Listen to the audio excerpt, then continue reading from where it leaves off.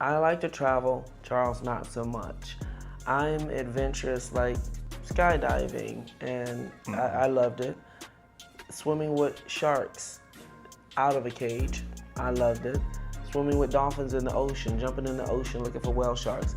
Like, I'm a lot more adventurous. Out of 365 days, there's not been a year that I haven't been happy at least 300 of those 365 days, like happily married 300 of those days. And it's unrealistic to think that you're gonna be happy every day.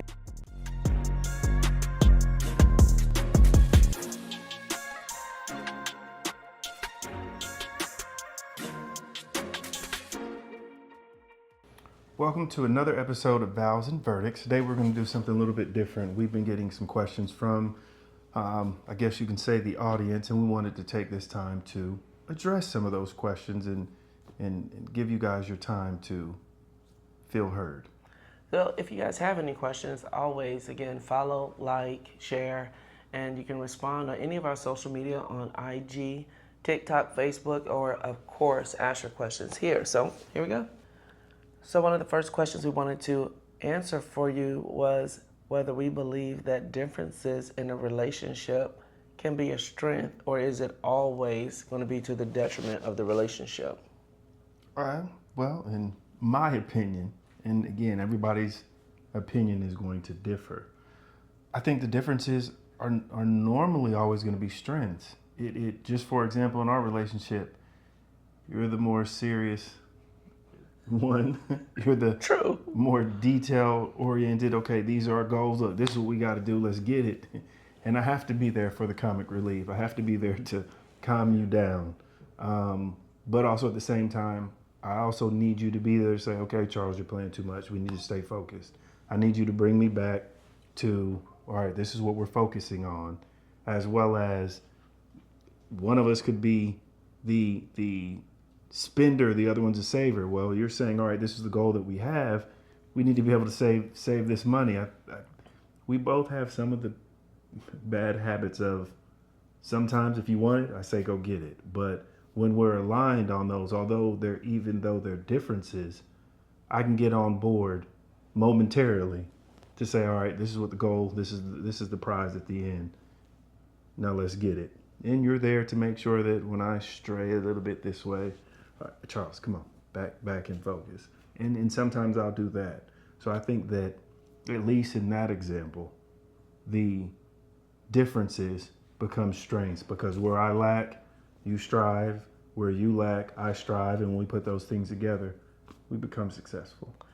I can agree with that, but I think that I used to say that all the time, and it used to drive Regularly. you crazy. We are so different. We are so different because we are different. And I am a very alpha female, and you are a very patient and kind person. So you don't go to a 10 as quickly as I do. And then that's been good. I think at the core of our differences in a relationship, I think it's true in any relationship, whether it's a work relationship, a friendship, or otherwise, the differences become strengths when there's an open communication, transparency, and trust about what those differences are. You and I talk about everything. You say I over-communicate. This is not possible. I don't over-communicate. I communicate transparently and often. But I think when we talk about what the differences are, then we're able to learn from each other's differences so that they do become strengths. Now, sometimes you have differences that just are, hard to overcome, and may be issues you should avoid. When your example, you said sometimes I want to be the one that splurge a little, and sometimes it's you that want to splurge a little. But again, that comes back to communication. We both need to know that we have this financial goal, and to stay on target. If we slide a little bit, it's different. We agree that, making a small adjustment, like, oh, we're going to a Knicks game. It's a once in a lifetime situation, so we decided to go to that game. But if every month I'm coming to you with, oh my gosh, it's a limited edition Louis bag and I want to get one every month, then, regardless of the communication, some things are going to be too big to overcome if it's money or just bad treatment or seriously different key issues like mistreatment or physical abuse. Some things aren't worth trying to salvage and simply chalking it up to we are different. But I think some of those differences though add to the attraction. I don't But necessarily how is it attractive if somebody because want to be beat? I don't want somebody that's as laid back as me. That's just want someone that I feel like I would compliment them and they're going to compliment me. So when I say the attraction of that, if we're both the same, it, just me, I guess, looking forward, that means we're not going to get anywhere. It'll be a great, it will be a great, um, uh, take life as it goes lifestyle. But I want someone that the weaknesses that I feel that I have, those will be their strengths.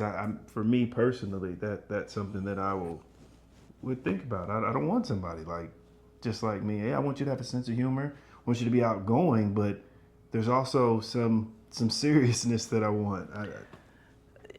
It's interesting. This is the last thing. We'll move on to some of the other questions.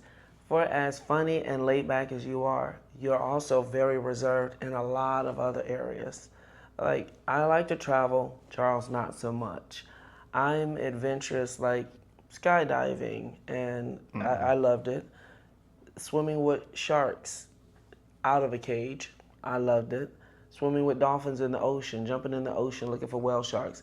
Like, I'm a lot more adventurous than you are. You are very reserved and laid back, and I like to host and have fun and drink too much tequila and all of that. And Charles is kind of relaxed, like, So there are times where you're the loud, silly one. We went when we were watching the Knicks game.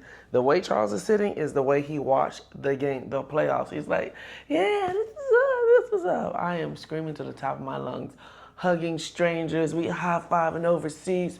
We buying each other drinks. Like it is a good time. Charles is like, "That's what's up. That's what's up." And then you're the more relaxed one. We're at the children's games. I'm yelling and running up and down the field with them. He's, "Yeah, go son.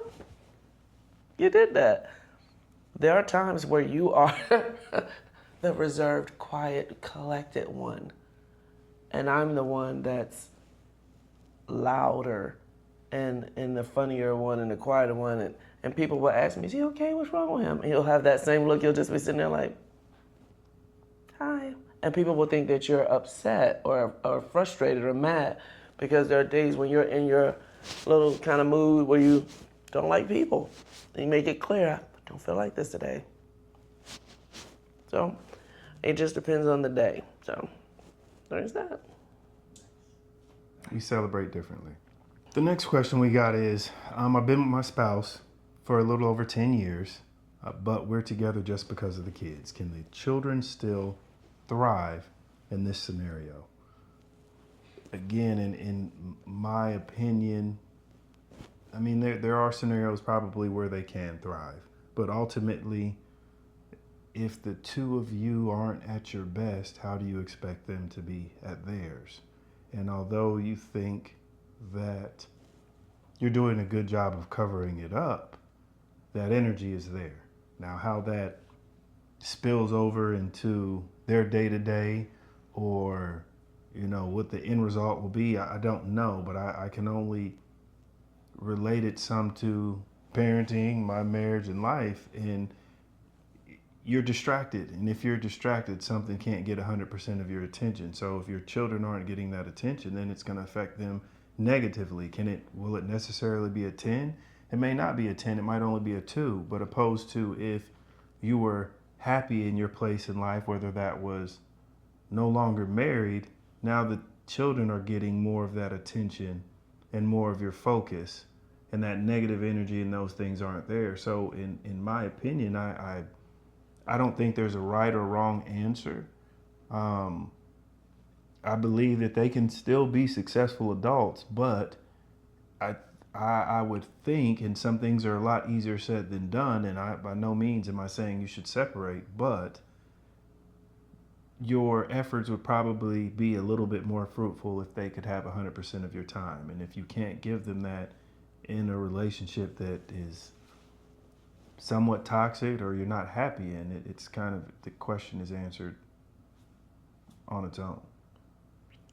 Well, we talked about this a lot more in detail on, I think, on more than one occasion. But I know that there's a longer, I think it was a TikTok video that we did that I was very up in arms about the issue of people staying together for their children and not believing that it is the best thing for the children. But as I said then, and I'll say now, it just depends on what unhappy is. Nobody wakes up happy every day. As much as I love you, I don't wake up happy every day. And so being in a relationship and thinking that, you know, you're going to be happy every day in your marriage, if you work on it and you are, you know, going through counseling and you can make it work, that's fine. So when you say I've been unhappy in my marriage, it's the difference of being unhappy and the relationship being toxic. And those are two very different things. If you're unhappy because you want to live in Seattle and the other partner wants to live in Georgia, other than that, you have a good marriage. Or, you know, one is ready to start a family now and the other wants to wait 3 years, you're unhappy. So you have to define how serious this unhappiness is versus toxic. You know, we have other friends who they probably should not, and I wouldn't say probably, they don't need to be together, but it's not my call to make, obviously.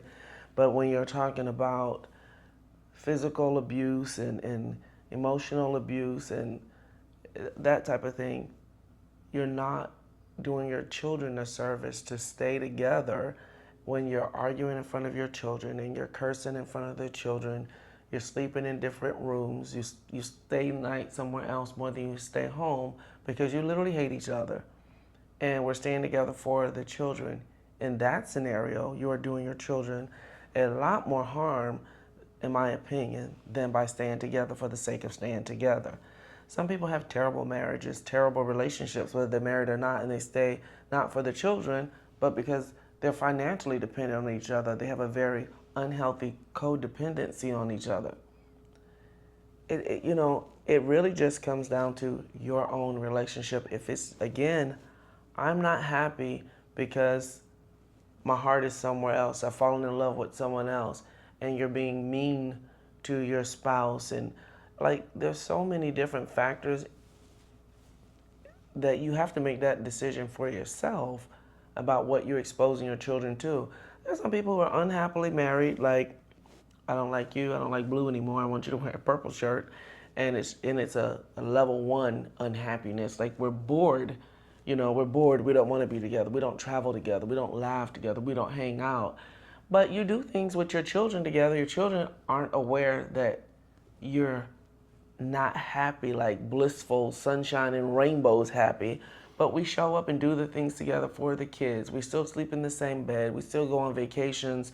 We still like each other. We're just not happily married because I thought we were going to be, swinging from the chandeliers and vacationing and sending each other little cute texts every day.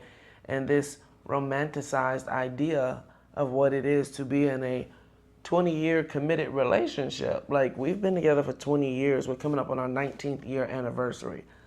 I can assure you there are days that Charles did not like me. Yeah, okay. As I've said to you and other people all the time, there's days I want to run you over with a truck, back up and run you over again. But out of 365 days, there's not been a year that I haven't been happy at least 300 of those 365 days, like happily married 300 of those days. In my opinion, it's unrealistic to think that you're going to be happy every day. I think that in anything, at work and in anything else you do, there's going to be days that you have to love the person you're with, even when you're not in love with them right now. I mean, to even build upon what you said, there's seasons. Mm-hmm. So 10 years, I think everybody says, you have a 7-year itch, you have a 5-year itch. It's kind of where things get a little bit mundane and you're starting to go through the motions. So you have Work, children chores. involved. I think you. I'm not saying that you should stay, but if you are concerned with the children, you owe it to them to at least try. And if you exhaust all avenues, then hey, that's the time to make the decision. But there are seasons, just like there's quarters. How you started off, great, hot, heavy, everything's new. I'm still learning you. Second quarter, second half, well, now I know the type of person you are. Okay, now I need to make those adjustments and pivot. So there are seasons, quarters, however you want to break them down, to the relationship. So, and it's not easy. It's not easy. Like she said, every day isn't going to be rainbows and roses, but I mean, some days are just going to be gray. And you have to try to do what you can to make sure that you can bring the color back, bring the music back, bring those things. I'm trying to think, where did I just hear? Oh, I know where it was. At church on Sunday, when he said, every thunderstorm runs out of rain. Every cloud runs out of rain. And I was like, I like that. Regardless of the storm, eventually it'll run out of rain.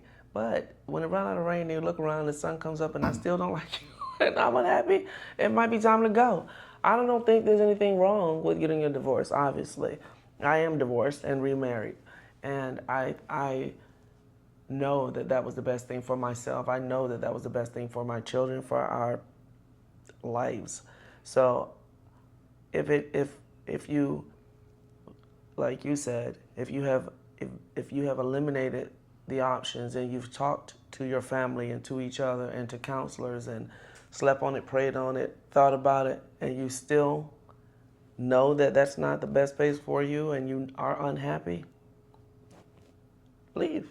Because the flip side is You guys stay. you guys get the divorce and find somebody or don't find somebody, but you're happier. Your The children will kids be are going to be happier. happier. Yeah. So I mean, there's the other side of it. You're thinking Yeah. of it. It can only, if we break up, the kids are going to be Miserable. miserable. They're going to fall to the wayside. But the answer is the other side of the coin is still there too.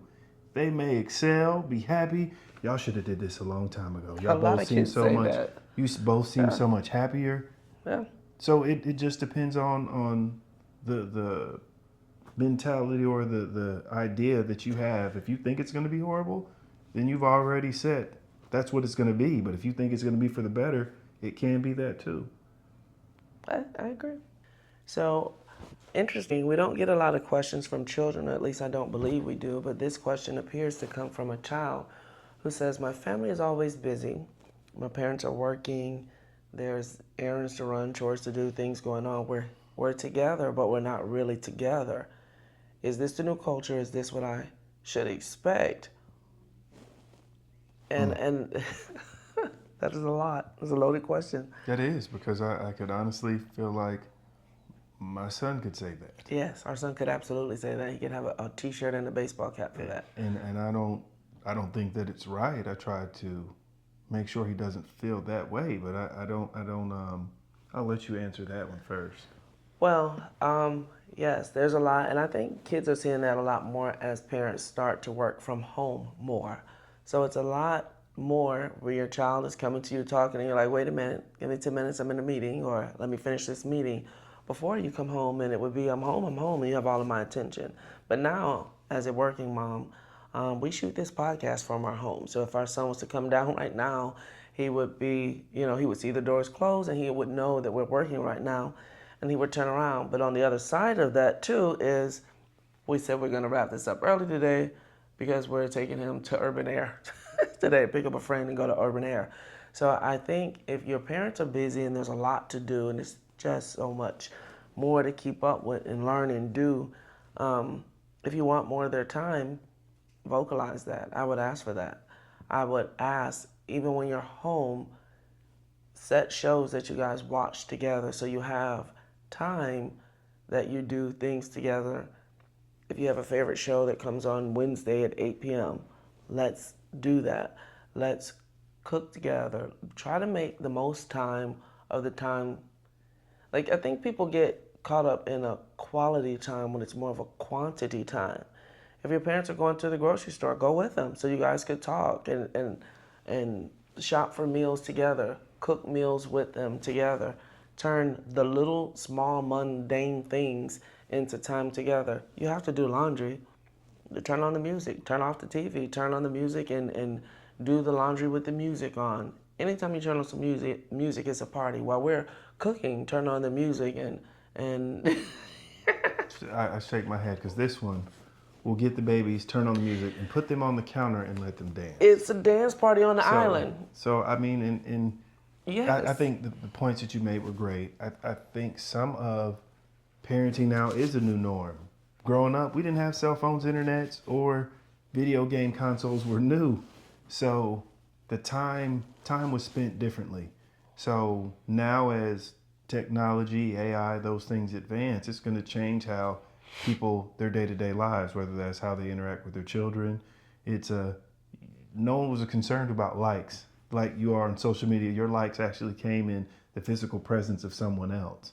So, taking that all into account, hopefully, you guys have a place that you're heard, and you can tell them, I want to spend more time with you, and hopefully, you'll be heard, and you guys may brainstorm that we're gonna have a Uno day, or we're gonna have our Taco Tuesday, and we make it tacos. Sometimes you don't even need to make it a day. That's always great to make it a day. You can make everything in it. I'm just saying, in the day-to-day, go with them. Just be in their presence. Agreed. Be in their presence while you're waiting for Taco Tuesday. Help cook the tacos for Taco Tuesday. Or on the way to school. On the way to school, there's no phone calls being made. There's a no cell phone rule that when I'm picking you up from school or dropping you off, no cell phone. So we're either gonna listen to the radio and talk about it, or you're gonna tell me how your day is. I mean, there can be things put in place to kind of facilitate that a little bit more. The kids have their own playlist in the car, and we listen to music. And I listen to a lot of audiobooks. So for the first time ever, Charles is listening to my audiobook. He likes it. He's very interested. It's a book I was listening to called The Third Door. And he was like, and asking questions and really getting involved with it. And it's a mindset book. It is truly a mindset book on, there's a door that everybody knows, the first door. I think the analogy they give is like when you go to a club downtown New York or something, and you see this popular club, there's always the front door that everybody sees, that you have the line around the block. And then there's the second door for VIP and high ballers and stuff, and everybody think there's just those two doors, but there's always another option, whether you got to run down the alley, knock on the door, go in through the kitchen because the bus boy. Find that other option. Don't settle for what someone telling you is the only way to do a thing. And so he's listening to that, and you can see his little eyes light up, and he's like, I could do that. So I could do, and just listening to it. So you find the time to create the moment, just being in each other's space, but having the conversation to say, I nominate Taco Tuesday. You'll be surprised. Your parents will love it. What? We're going to have dinners? It makes it easy for me to know we're having tacos for dinner every Tuesday. And you can ride with them to get it, and you can help cook it. You can spend time listening to music, helping clean up. All great things your parents will love. You can watch a Knicks game. You can. Watch some of the old series. Build new traditions. Yeah. One of the greatest teams ever assembled. What is one of the things that our children have taught us about ourselves? Indirectly or directly? I don't know. One of the things that I've heard a lot in the last few weeks is how much I sound like my mother. My mom have all these sayings all the time, and they'll say, like, my mom was big on waking up early, get up, go get it. And she used to have this saying, she would wake you up if you were sleeping longer than she thought, and she would say, get up, you're gonna let the sun burn a hole in your ass. And I didn't realize how much I said that to my kids till they've been on this whole, they have a whole spin of jokes that have come from the sayings that I said to them growing up. And we're talking about 27-year-old, 30-year-old, 33-year-old, and they're laughing. You used to say this all the time. I also have learned from my children that I did not apply as much pressure to them as I thought that I did. Being a teen mom and a high school dropout, my bar for my children was so low that they skated right over it. And I thought I was pushing them. You're gonna do this, you're gonna do this, you're gonna do this. And they were like, no, actually, we didn't feel like you pushed us at all. We were allowed to kind of set our own pace, and let us know that it was an option to go to school. We didn't have to go to school. We could go to the military. We had to really think about what it was we wanted to do, but at the same time, it's okay to change your mind. So I thought that I was really pushing them and wanted to apologize if I had pushed them too hard, and they kind of giggled like, push us too hard. And so I would say that's what I've learned from them is that I'm not necessarily who I think I am to them. I've thought that I was a lot more focused with them, and they thought that I was a lot more, like in my mind, I saw how I raised them very differently than how they experienced it. And I just think that's interesting. It always dumbfounds me when they say something to me about something I did, and or the things that they really enjoyed, like the things you put all this time, like, oh, we're gonna build this trip. When we took them to Disney, we took them to Universal Studios, and we're thinking that these are gonna be the things that make the moments. And they'll come back and say, or they'll text the random text in the middle of the day, like, oh, thank you for buying my favorite granola bars. That was so kind of you. Thank you for, just some random 2 o'clock in the afternoon. I really appreciate you taking us to, what was the store? Justice? Justice. Thank you so much for taking us to Justice all the time. We were little, and it was just so, I didn't realize how much the community involvement had an impact on them. Giving back and doing those things because I felt that it was very important, but to see them do it as adults, it's really heartwarming. But I don't know. I just learned that I'm a different parent than I thought I was, I suppose. I mean, I guess for me, that it was your reality is different from theirs. And I guess to elaborate a little bit more on that, although you're present, doesn't mean they feel your presence.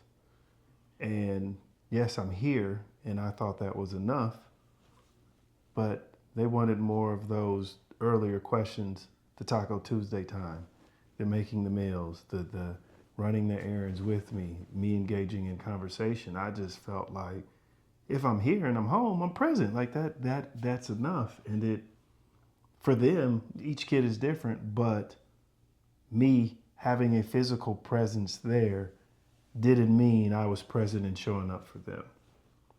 And I think that was different for you than it was for me because what I was saying you should do to have the time was because that's what I did with them. I'm going to put you on the counter and dance with you in the kitchen and stuff like that.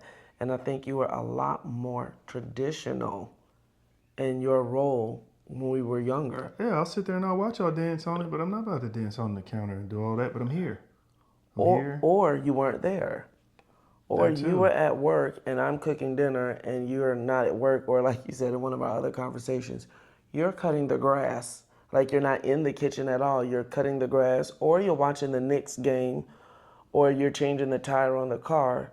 You know what I mean? Like, but you didn't get involved in the silliness of our playful stuff, And again, so that was one of the things that they taught me how to be more present, how to engage.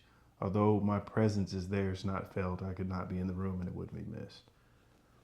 Well, I think it was missed. I think the things that you did was very, very specific. Like Charles taught everybody how to bake cookies and how to cook. Like you had very specific things that you like.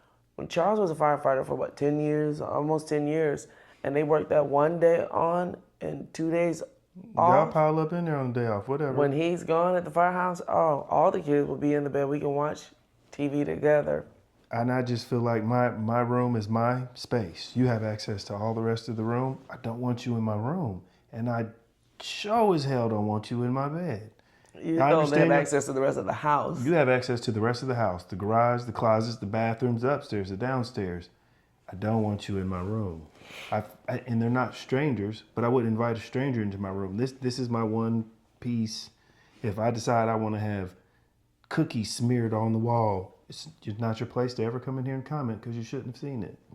It's just that's And I just will pile them all in the bed and we can snuggle and watch TV together. absolutely not. Y'all can snuggle up on the couch. I will get you an air mattress and make it all nice and pretty in the living room. Get you all your snacks, popcorn, everything. I don't want you in my room. It's just a hard stop. Don't cross the line. The next question is coming from a man who wants to know if it's a him or them problem. He's on his third marriage and he's realizing that it may be him that's the problem. And if the question was, instead of him looking for the right person, does he need to focus more on becoming the right person? I think that the common factor in 3 marriages is one person. If you're now getting to the point of maybe you need to focus on yourself, I mean, my question would be, did you take time to do any of that between the marriages? And the person you are with now could be the right person, but if you didn't do the work to heal or unpack some of the issues that you had from the previous relationships, you're carrying that on to, it could be the right person, but you need to put the work in. So I think that is a great start.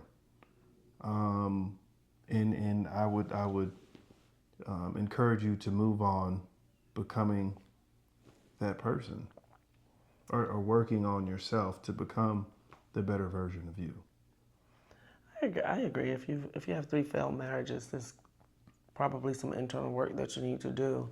Some of the internal work could be that you're choosing the wrong person too. It could be a combination of both. If you are unhealed and you like a certain type of woman, that's not marriage material, but you're thinking that you can turn her into marriage material, it may truly be your picker is off and you're picking the same type of wrong woman every time, and you're thinking you're going to turn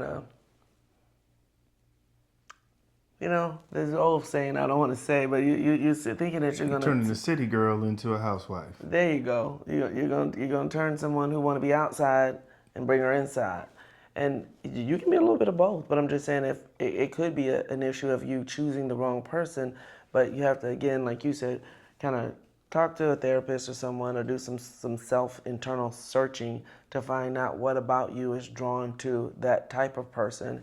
And even if there's nothing wrong with the type of person you consistently choose, what is it you need to change with you? Like something needs to change. Something needs to change. Hell, you may not need to be married. Maybe, date. Be single for a while. Breathe. Let it air out for a while. Heal and learn who you are before you add someone else to the situation. So, seems like a little bit of all of it, maybe. Agreed. Okay, someone asked the question. They initially stated that they are building a business, a life, a marriage. They have children, busy, successful careers, and it sometimes feels like they are managing more of their careers, the children, the house, the bills, the chores, instead of being connected to each other in their marriage.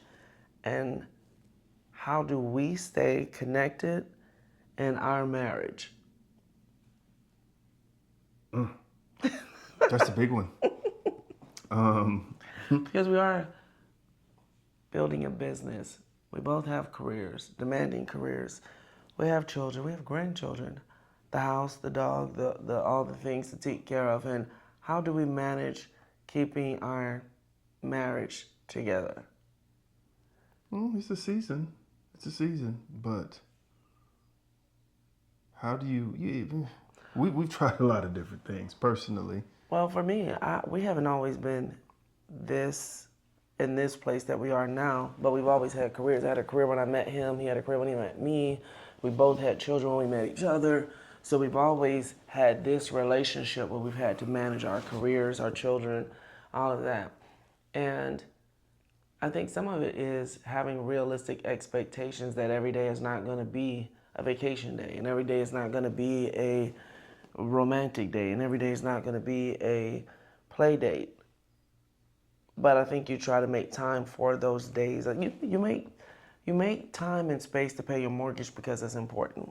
And I think you make time and space for each other in different ways, in all the different ways.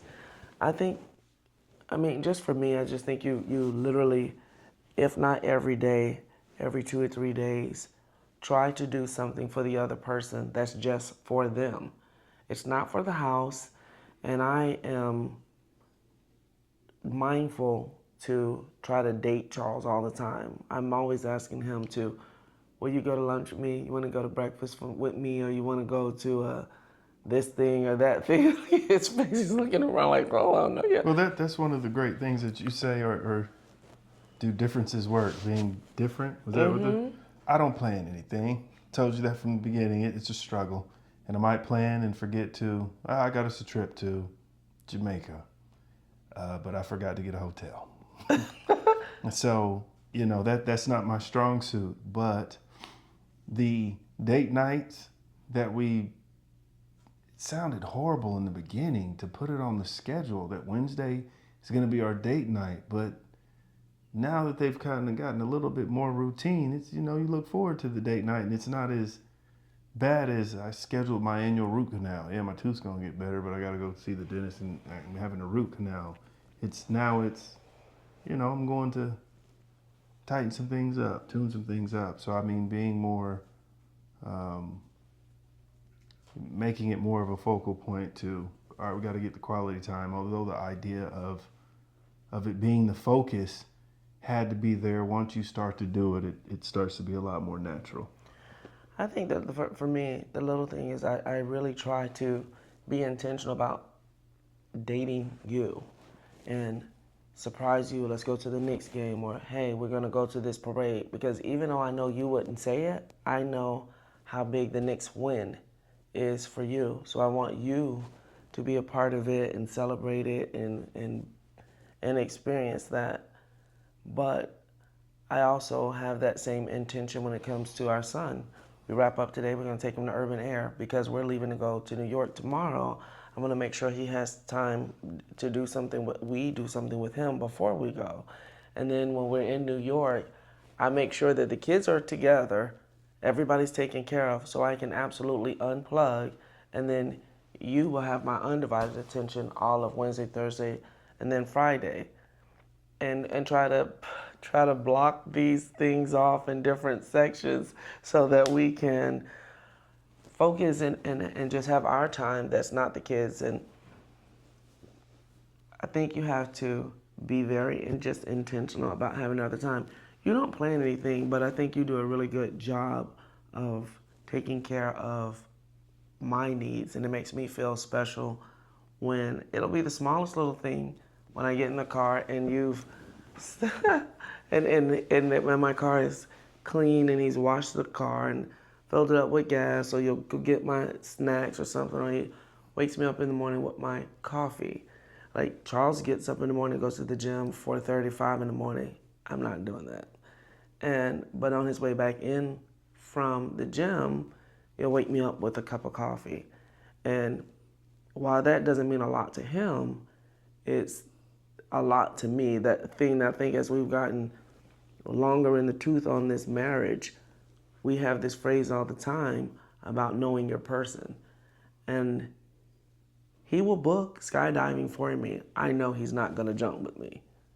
But he knows I like it, so he'll book it for me. And I don't have to do everything for him, but just knowing your person. We can go swim with the sharks. I'll be on the shore. And did.